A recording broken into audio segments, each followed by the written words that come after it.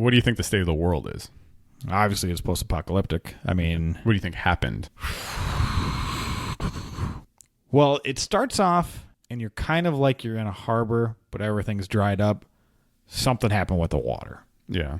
I don't know if it was a catastrophic event where everybody just started making these vehicles to traverse the new land. I mean, that would make sense because there's checkpoints along the way where you can change up your wheels and whatnot. So that means this has been around for a while, these new types of vehicles.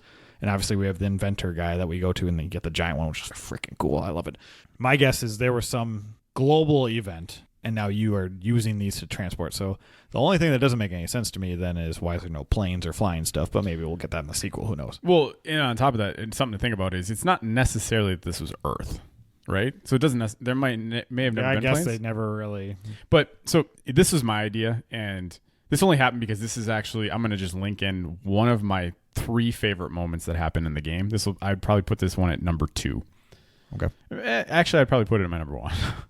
I believe, whatever the life forms were, I think we kind of see there was a technological advance and then everything came crashing down. I think that has something to do with the fact that there's such crazy weather systems. Yeah. I almost wonder if there's a little bit of a political message about climate change and technology and stuff. But the part that I noticed and the part that I really like, one of my favorite, because it was like a Bioshock-esque moment for me. And that was, so there's a point in the game where our vehicle gets stuck and the music, everything stops. And there's little chatter of voices on a radio happening. I love that. And then you jump off and you're not really sure how to solve the issue of getting your vessel across this blockade. And so you just have to start heading right. Just walk. And it gets to an uncomfortable amount of time that you're having to walk where you're like, did I miss something? Do I have to turn around and go back? I don't understand. And then finally you get to a point where you can do a little bit of a puzzle venture and then you can take a gondola back. And just as you're on that thing, in the background, there's a billboard.